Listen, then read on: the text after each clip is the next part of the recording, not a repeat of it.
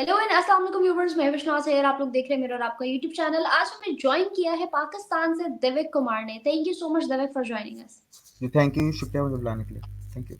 So here is all mine Divya. आज इस topic पे हम बात करने जा रहे हैं। सीए का टॉपिक काफी रोज चर्चे में रहा, काफी दिनों तक इस पे बात होती रही, मगर मैं वाकई जानना चाहती हूँ आपकी इस पे राय। और एक तरफ कहा जा रहा है कि सीए का लागू होना हिंदुस्तान में रहने वाले मुसलमानों के साथ बहुत बड़ी ज्यादती है, और दूसरी जानिब पाकिस्तान से आने वाले लोगों को इस चीज की इजाजत नहीं देनी चाहिए। ये वाला इख्तलाफ पाकिस्तान में मौजूद लोगों का और हुकूमत का भी है। आप भी पाकिस्तानी हैं और आप जो है ना हिंदुइज्म से भी बिलोंग करते हैं।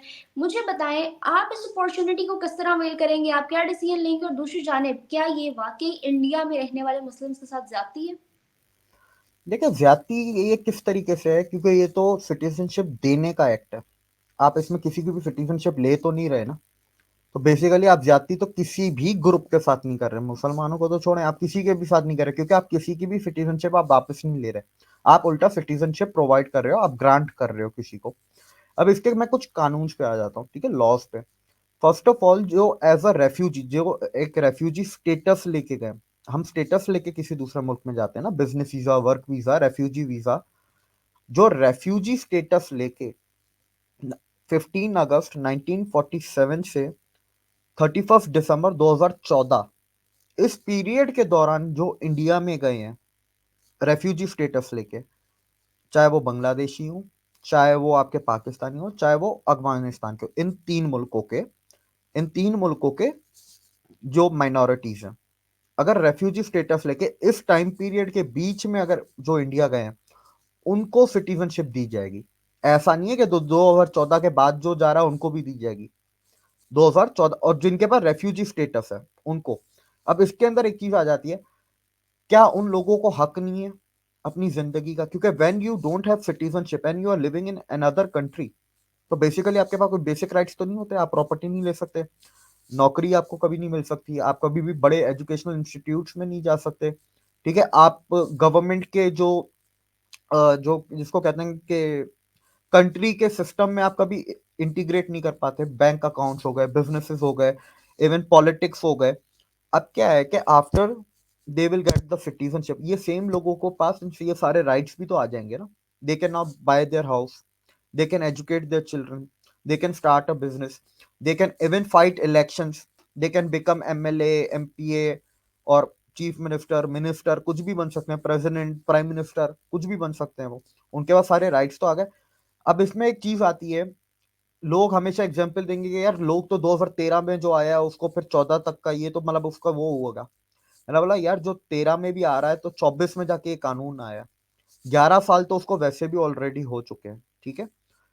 आप ये देखो, जो 2050 में आया हुआ है, 65 की जंग में आया, 71 की जंग में आया, 62 की जंग में आया, या 1975 या 77 में जो बांग्लादेश में मार्शल लॉ लगा था, उसके दौरान जो बांग्लादेश में जो वहां से भाग के आए। सबसे बड़ा एग्जाम्पल तो शेख हसीना है, जो बांग्लादेश के आज प्राइम मिनिस्टर हैं। ये 12 साल इंडिया में रही हैं एज अ पॉलिटिकल रेफ्यूजी। 12 साल। जब बांग्लादेश में मार्शल लॉ आया था तो शेख मुजीबुर रहमान को जब मार दिया गया, शेख हसीना उस वक्त लंदन में पढ़ रही थी और शेख हसीना को बचा के बांग्लादेश नहीं जाने दिया, क्योंकि शेख मुजीबुर रहमान के सारे खानदान को मार दिया था। सिर्फ ये शेख हसीना बच गई थी क्योंकि ये लंदन में थी। ये फिर इंडिया गई थी और ये 12 साल इंडिया में थी। और जब बांग्लादेश में मार्शल लॉ खत्म हुआ, वापस वो नॉर्मल सी आई, डेमोक्रेसी वापस आई, then she went to her country, ठीक है। तो वो पॉलिटिकल रेफ्यूजी थी, ये दूसरे किस्म के रेफ्यूजी हैं। विवेक, पाकिस्तानियों ने बहुत से पब्लिक रिएक्शंस भी लिए थे, जिसपे पब्लिक का जवाब ये था कि सीए जैसे लॉ लागू करने का सबसे बड़ा नुकसान जो है मुस्लिम कम्युनिटी को है, स्पेशली पाकिस्तान जैसे मुल्क को है जो इस वक्त इकोनॉमी की सतह पे है कि फेवर्स नहीं दे सकता। हिंदुस्तान ने इस चीज का फायदा उठाते हुए लोगों को अट्रैक्ट किया है अपनी जानिब, जी लोगों मतलब खुद सोर्स ऑफ अट्रैक्शन बना है। जी, देखें 1947 51 में पाकिस्तान, वेस्ट पाकिस्तान जो आज पाकिस्तान है, इसकी आबादी हिंदुओं की थी 24%, जो कि माइनॉरिटीज की, सॉरी मैं पूरा ओवरऑल कर देता हूँ, ओवरऑल सारी माइनॉरिटीज की 23% थी, ठीक है। जो कि घट के आज की तारीख में 2.7 हो गई। 2.7 में आपके क्रिश्चियंस, हिंदू, सिख्स, बौद्ध, आपके बुद्धिस्ट, जैन, ज्यू सब आ जाते हैं इसके अंदर। बांग्लादेश में 1971 में बांग्लादेश में आबादी थी अराउंड 26% हिंदुओं की, आज 8% है। माइनॉरिटीज की, सॉरी मैं हिंदू कह रहा हूं बार बार, माइनॉरिटीज की आज 8% है। अफगानिस्तान 1991 में, अफगानिस्तान में 2 लाख हिंदू और सिख बौद्ध थे। आज की तारीख में अफगानिस्तान में 387 इंडिविजुअल्स हैं माइनॉरिटी से जो बिलोंग करते हैं। तो ये कहाँ गए? इतने सारे लोग इंडिया तो नहीं गए, ना ही इतने सारे लोग अमेरिका या यूरोप गए। अगर हम अब डॉक्यूमेंटेशन और रिकॉर्ड्स को उठा के देखें तो इसका एक बहुत छोटा सा हिस्सा आपका पाकिस्तान से बाहर गया है। बाकी लोग कहाँ गए? उनको मार दिया गया, उनको कन्वर्ट कर दिया गया। तो आप उनको आज़ादी देते हो, तो वही चीज़ हुई है। अब प्लस मुसलमानों पे ज्यादती देखें, वो कह रहे हैं कि आपने इसके अंदर मुसलमानों को ऐड नहीं किया, ठीक है, इस लॉ में मुस्लिम्स को ऐड नहीं किया, तो इसीलिए मुसलमानों पे ज्यादती है। ऐसा तो नहीं है कि पूरी दुनिया से जो आएगा उसको उठा के दे देंगे, ऐसा नहीं है। सिर्फ 3 मुल्क, Bangladesh, Pakistan, Afghanistan, all the 3 countries are stated Islamic republics, और एक एमरेट है इस्लामिक एमरेट, और 2 इस्लामिक रिपब्लिक है। तो how can Muslims be subdued to be tortured or forced conversion when the country itself is a Muslim country, Islamic country? आप धर्म परिवर्तन कैसे करोगे मुसलमानों का एक इस्लामिक कंट्री में, और उनके ऊपर एट्रोसिटीज कैसे होंगी? ठीक है, तो आप माइनॉरिटीज पे हो रही हैं, और सिर्फ 3 मुल्कों, ऐसा नहीं है कि पूरी दुनिया। ईरान में भी हिंदू रहते हैं, ईरान से तो नहीं बुला रहे, ईरान में पारसी भी रहते हैं, ईरान से क्यों नहीं बुला रहे? कतर में भी रहते हैं, यमन में भी रहते हैं, ओमान में रहते हैं, क्यों नहीं बुला रहे? ये भी सारे बराबर के ही मुल्क हैं। ओमान इज तो बेसिकली, ओमान तो आपका नेबर है पाकिस्तान का और इंडिया का है, बाय द वे, जिनको नहीं बता तो उनको बता दूं, Oman was part of India. तो ये हमारे जो नेहरू चाचा थे, गुलाबी चाचा, इनको ओमान पसंद नहीं आया, उन्होंने बोला गर्म इलाका है दे दो, तो फिर ओमान चला गया। नहीं तो ओमान इंडिया का हिस्सा था, ओमान भी इंडिया से ही निकला है। अच्छा, इसमें एक और चीज मैं ऐड कर दूं, एक और चीज। अगर आप इन 3 मुल्क जो है, बांग्लादेश, पाकिस्तान, अफगानिस्तान, इन तीनों मुल्कों के मुस्लिम्स को कुछ भी मना नहीं है, they can travel to India. If they want citizenship, they can apply citizenship of India under the Citizenship Amendment Act 1955, जिसमें 12 साल में सिटीजनशिप मिलती है। तो बेसिकली कल आप इंडिया में सिटीजनशिप अप्लाई करें, आप 12 साल इंडिया में रहें, 12 साल बाद आपको इंडिया की सिटीजनशिप मिल जाएगी। मना किसी को भी नहीं है। एक पर्टिकुलर सेक्शन को, ठीक है, जो के टॉर्चर और प्रताड़ित था, उसको सिर्फ थोड़ी सी ईव दी गई है। ऐसा नहीं है कि मुस्लिम्स को ब्लॉक कर दिया गया। मुस्लिम्स कैन ऑल्सो अप्लाई, लेकिन उनको 12 साल में मिलेगी, बस ये फर्क है। जी। दिव्य, सिटीजनशिप अमेंडमेंट एक्ट जो है ये तो लागू हो गया, लेकिन अब बात की जाए अगर एनआरसी की, तो वो भी कहा जा रहा है आने वाले टाइम में हो जाएगा, उसकी क्या डिटेल्स है? देखा, एनआरसी में भी एक प्रोपागेंडा है जो अपोजिशन इंडिया का फैला रहा है कि इसमें मुसलमानों को, इंडिया के सारे मुसलमानों को इंडिया से निकाल दिया जाएगा, निकाल के फेंक देंगे कहीं ना कहीं, पता नहीं कहाँ फेंकेंगे। 25 करोड़ को कहीं फेंक सकता है कोई? अजीब बात है, पता नहीं हवाई बात है, 25 करोड़ को कहाँ फेंकोगे भाई? अब मैं एनआरसी का भी थोड़ा सा इंडियन व्यूअर्स को भी थोड़ा क्लियर कर दूं। एनआरसी सेंट्रल गवर्नमेंट नहीं ला सकती, अगर आप कॉन्स्टिट्यूशन को पढ़ें तो, इंडिया के, एनआरसी सेंट्रल गवर्नमेंट नहीं ला सकती। NRC is the subject of state government, ठीक है, तो ये स्टेट गवर्नमेंट्स ला सकती हैं। और आज की तारीख में देखें तो एनआरसी की इंप्लीमेंटेशन शुरू हो चुकी है in all the BJP states. जो जो स्टेट, जिन स्टेट्स में बीजेपी है, या बीजेपी से जो एनडीए हो गई, या जो लाइक माइंडेड पॉलिटिकल पार्टीज की जो स्टेट्स हैं, जैसे ओडिशा हो गया, मैं थोड़ा ओडिशा का एग्जांपल गलत दे गया, ओडिशा में एनआरसी अप्लाई नहीं हो रहा, जैसे दूसरे स्टेट्स हो गए जहां पर बीजेपी की गवर्नमेंट नहीं है, but they are implementing NRC. Currently India के 17 से 18 स्टेट्स में एनआरसी की इंप्लीमेंटेशन चल रही है। बेसिकली एनआरसी में it is a national register of citizen. National register, इतना सिंपल 3 लफ्ज है, किसको समझ में नहीं आ रहा है? एक रजिस्टर है जिसमें सारे सिटीजन का डेटा होगा, सीरियल वाइज नाम होंगे, उनके पेरेंट्स के नाम होंगे, उनका आधार कार्ड नंबर होगा, उनका बायोमेट्रिक होगा, उनके एड्रेसेस होंगे, फोन नंबर होंगे, तफसीर होगी, और कुछ भी नहीं। नेशनल रजिस्टर ऑफ सिटीजन, किसको बात ये समझ में नहीं आ रही, 3 लफ्ज। अब क्या है, जब आप ये करेंगे, जिनके पास आधार कार्ड नहीं है, जिनके पास बैंक अकाउंट नहीं है, तो basically they are illegal immigrants, जो कि रोहिंग्या या बांग्लादेशी हैं, जो बॉर्डर क्रॉस करके आते हैं। ठीक है, वो जब आइडेंटिफाई हो गया कि यार, जैसे यूपी में 9,000 इलीगल इमिग्रेंट्स को आइडेंटिफाई किया गया है, अभी और भी करेंगे क्योंकि यूपी तो बहुत बड़ा है। तो जब एनआरसी कंप्लीट हो जाएगा तो 9,000 को उठा के म्यांमार में डाल देंगे, जो म्यांमार के होंगे म्यांमार में डाल देंगे, जो बांग्लादेश के होंगे उनको बांग्लादेश में डाल देंगे, जो कि इलीगल है। अब सिमिलरली मैं इसमें एक और चीज लिखा, अब लोग बोलते हैं इसमें मुसलमानों को निकाल देंगे। इलीगल इमिग्रेंट्स लिखा हुआ है, कहीं पे ये नहीं लिखा हुआ कि illegal Muslim immigrants, illegal immigrants. Illegal immigrant अगर नेपाल से कोई हिंदू, पाकिस्तान से कोई हिंदू इलीगली इंडिया जाएगा तो उसको भी एनआरसी के तहत निकाल दिया जाएगा। It is illegal immigrant, illegal Muslim but immigrant नहीं है। अवाम का कहना, पाकिस्तान में अवाम का कहना ये है कि ये इस्लामिक मुसलमानों के अगेंस्ट एक प्रोपेगेंडा तैयार किया जा रहा है बाय बीजेपी, क्योंकि वो लोग अगेंस्ट हैं, एक्सट्रीमिस्ट कंसीडर किए जाते हैं बाय मुस्लिम्स इन पाकिस्तान। तो ये उस प्रोपेगेंडा का पार्ट है और कोई बात नहीं है।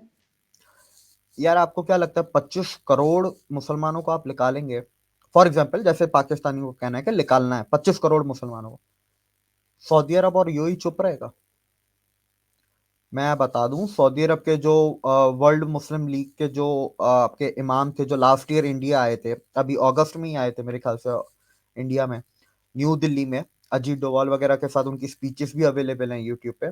उन्होंने एनआरसी का समर्थन किया है, ही सपोर्टेड एनआरसी।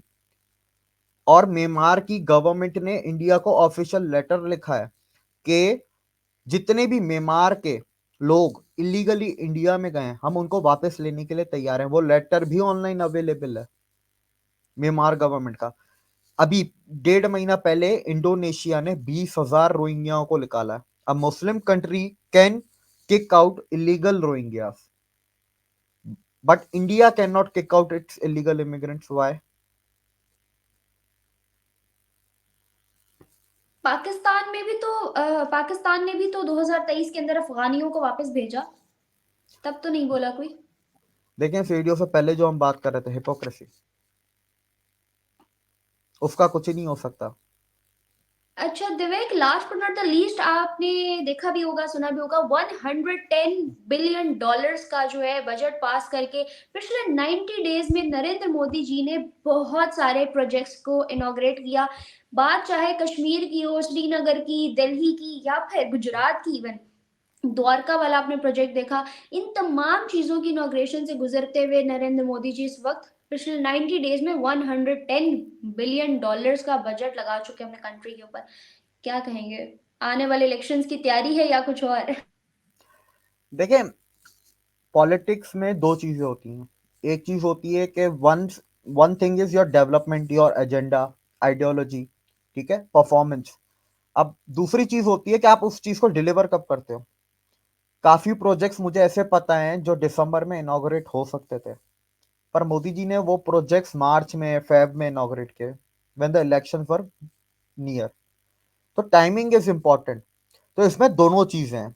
टाइमिंग के हिसाब से आप कह सकते हो कि इसको इतना करीब लाके इनॉग्रेट करना वो एक पॉलिटिकल आपका था, स्टंट था। दिवेक दिवेक, लेकिन टाइमिंग के अलावा देखो, वो पॉलिटिक्स खेल रहे हैं ना, पॉलिटिक्स में भी वो अपने कंट्री को, चलो मतलब के लिए कह लो, बेनिफिट तो दे रहे हैं ना। एक पाकिस्तान मैं की उसी पे आ रहा पॉलिटिक्स। हूँ, मैं उसी पे आ रहा हूँ। देखिए, इंफ्रास्ट्रक्चर तो बनाना है, कमिटमेंट्स जो आपने दिए वो तो आपको पूरी करनी है, अब आपको उसको इनॉग्रेट कब करना है वो तो आपके हाथ में है। And plus this is positive politics, politics के भी दो रूप होते हैं, ठीक है। एक क्या होता है कि आप इलेक्शन के वक्त इतने बड़े बड़े प्रोजेक्ट अनाउंस कर दो। मोदी जी ने अनाउंस नहीं किए, बाय द वे लोगों को बता दूं। $110 बिलियन में से 50% projects, which is around 55 to 60 billion के प्रोजेक्ट्स इनॉग्रेट हुए हैं, मतलब डिलीवर हुए हैं। एंड अदर 55 और 60 बिलियन के जो प्रोजेक्ट हैं वो फाउंडेशन ले किया गया है। और मोदी जी के जो 10 साल का जो ट्रैक रिकॉर्ड है कि फाउंडेशन ले हुआ है तो इनॉग्रेट भी हो ही जाएंगे। आज तक ऐसा कोई प्रोजेक्ट नहीं है जो इनॉग्रेट ना हुआ हो मोदी जी का पिछले 22 सालों में, सिंस 2001, गुजरात के जब सीएम थे। तो दिवेक, इसी चीज को ऑन अनदर हैंड से पाकिस्तान की पॉलिटिक्स से करो कंपैरिजन। पाकिस्तान की पॉलिटिक्स में ये लोन लेने से तो फारिग हूँ। बेसिकली यहाँ पर लोन दिखाया जाता है, हमें लोन मिल गया, that is their achievement. They consider it their achievement and they portray it like it is their achievement to get a loan. अच्छा, लोन भी डेवलपमेंट के लिए नहीं आया, लोन आपका आया है दूसरे लोन को चुकाने के लिए।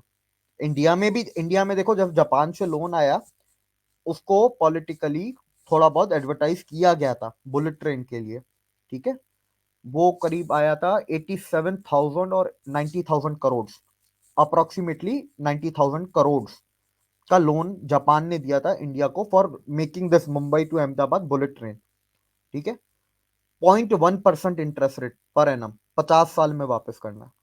तो उसको भी एडवर्टाइज किया गया था हल्का फुल्का, एक हफ्ता 1.5 हफ्ता, लेकिन वो डेवलपमेंट के लिए आया। 50 साल में वापस करना है, 0.1% पे बुलेट ट्रेन आएगी इंडिया में पहली। पाकिस्तान में लोन चुकाने के लिए जो लोन लिया जा रहा है आईएमएफ से, वो जब आता है तो we proudly are politicians on TV से कि हमने एक फतह हासिल की है।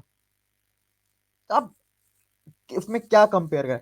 अब मरियम जो आपकी बनी है पंजाब की सीएम, ठीक है जी, ये जो सीएम बनी है, इन्होंने बोला, जब पहला दिन था उसी दिन बोला कि मैं 5 आईटी के शहर बनाऊंगी पंजाब में।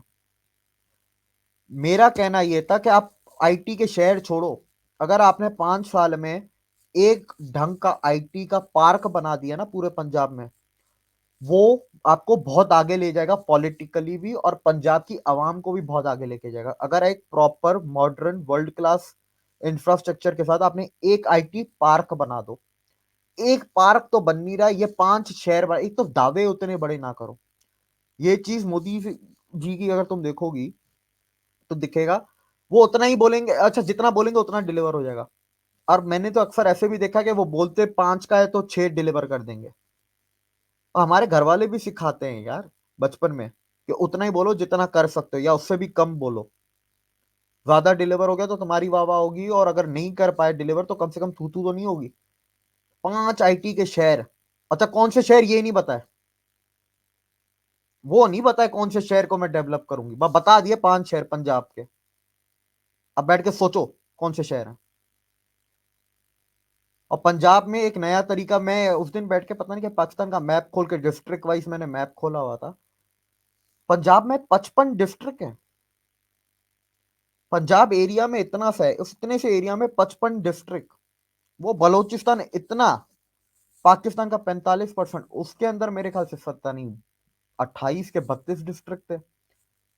जितने ज्यादा डिस्ट्रिक्ट उतने ज्यादा ब्यूरोक्रेसी, जितनी ज्यादा ब्यूरोक्रेसी उतने ज्यादा लोग पेरोल पे, आपके करप्शन।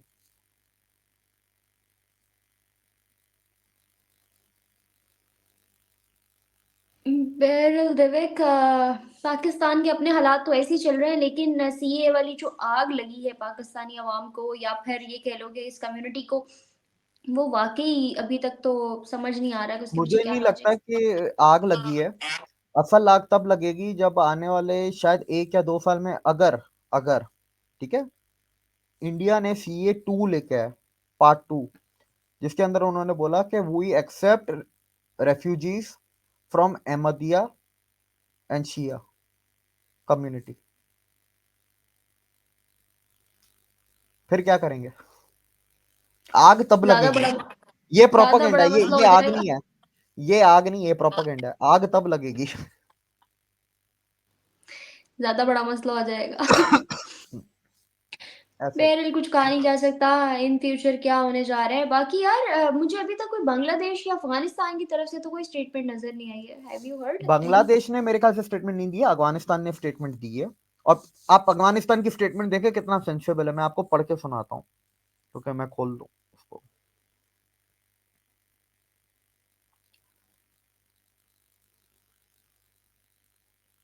जी, ये रहा, CA should be for all persecuted people irrespective of religion, says Taliban.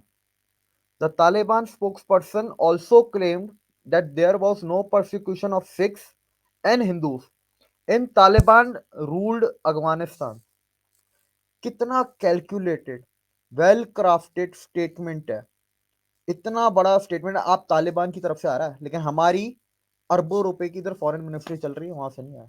अब आप इसको समझें, CA should be for all persecuted people irrespective of religion. मतलब वो सीए को बुरा नहीं कह रहे, वो एक्सेप्ट कर रहे हैं सीए को, बस उसके अंदर मुसलमानों को भी होना चाहिए था। ठीक है, अब अपनी बात भी आगे रखनी है ना। अपनी बात कैसे आप आगे रखोगे कि तालिबान रूल्ड अफगानिस्तान में सिख और हिंदुओं पे कोई जुल्म नहीं हुआ है। तालिबान रूल्ड अफगानिस्तान, मतलब जो अशरफ गनी वगैरह जो दूसरी सरकारें थी उसमें बहुत कुछ हुआ। इंडिया को जो कहना था वो इंडिया को कह भी दिया और अपने रिश्ते भी खराब नहीं किए। डिप्लोमेसी इसी का तो नाम है, क्या आप दूसरों को डिप्लोमेसी सुना तो भी दो। दिव्यक, डिप्लोमेसी से ज्यादा इसको कहते हैं स्मार्ट वर्क, यूजेज ऑफ हाँ, ब्रेन। हमारे शहबाज शरीफ जब बाहर गए तो उल्टा छतरी ले ली लड़की की और भाग गए। वो इतनी वीडियो वायरल हुई कि एवरीवन वाज लाइक यार आप पे 10 कैमरास हैं, आप वो थोड़ा। शहबाज शरीफ की भी, मैं बेचारे शहबाज शरीफ को उसका दोष नहीं दूंगा। पाकिस्तान का कोई भी मर्द होता वो चला जाता है। Pakistani man doesn't know what is example दे रही हूँ जेंटलमैननेस कि और chivalry. It's all a game of mind and मतलब हैट्स ऑफ के उन्होंने यूज किया अपना दिमाग, हार्ड वर्क से ज्यादा स्मार्ट वर्क पे फोकस कर मैं रहे वैसे हैं। एक बात बता दूं, सवा साल या एक या सवा साल पहले खबर आई थी that Taliban will send its diplomats to India to get trained in diplomacy from Indian Institute of Foreign Service। Mike बंद है। सॉरी, मैं कह रही हूँ, दोबारा बोलो, दोबारा बोलो। सवा साल पहले, एक या सवा साल पहले खबर आई थी कि अफगानिस्तान के तालिबान अपने लोग इंडिया भेजेंगे to get train in diplomacy from Indian Institute of Foreign Services. और ये यार स्टेटमेंट देख अभी के कुछ ऐसा ही दिन लगता है, पहले ये स्टेटमेंट देख के ऐसा ही लगता है कि ये उसी इंस्टीट्यूट का है जिस इंस्टीट्यूट में कभी इस किसी वक्त में एफ जयशंकर पास हुए थे। पास हुए थे। देविक मेरी बात सुनो, कुछ दिन पहले नेपाल के अंदर जो मीटिंग हुई है बायलैटरल रिलेशंस के लिए और ह्यूमन एड भेजी गई है, वो नहीं देखा अफगानिस्तान और उसका, इंडिया का? तो नहीं, कहीं वो ना तो कहीं है। मुझे तो लग रहा है आने वाले टाइम में हाथ जुड़ जाएगा। अफगानिस्तान ने $35 मिलियन की इन्वेस्टमेंट वो कर दी चाबार पे। वो बोल रहे हैं कि हम चाबार में $35 मिलियन की इन्वेस्टमेंट करेगा Afghanistan, and Chabahar is owned by India. और चाबार से इंडिया एक रोड भी बना रहा है जो बेसिकली विल गो, चाबार से वो आपका अफगानिस्तान जाएगा, and from Afghanistan then it will go towards Central Asia. वो पूरा कनेक्ट करेगा। तो ये अब तो हमें सोचना है कि हमें क्या करना है। वो तो कर रहे हैं, हमें कुछ तालिबान भी भी कर नहीं रहे हैं, करना, हमें इंडियन तो कर ही रहे हैं। हमें कुछ भी नहीं करना, हमें सोना है लंबी तान के, और हमारी जब आंख खुलेगी दुनिया वैसी कहाँ की कहाँ चली गई है, तब बिल्कुल ही बिल्कुल। शूटर हो गई होगी। खैर दिव्यक, बहुत इंफॉर्मेटिव, बहुत इंटेलेक्चुअल डिस्कशन रही। होपफुली हमारी ऑडियंस के लिए भी बहुत जो है ना इंफॉर्मेटिव रही होगी। Thank you so much viewers for watching, thank you so much Divyak for your time. और मिलते हैं फर्दर वीडियोस में। आज की वीडियो से मुझे और मेरे गेस्ट को दें इजाजत। कमेंट सेक्शन में आप लोग अच्छे अच्छे कमेंट्स करिएगा, हमारी वीडियो को लाइक शेयर करना बिल्कुल मत भूलिएगा, सजेशंस भी दे सकते हैं। तब तक नेक्स्ट वीडियोस के लिए अल्लाह हाफिज।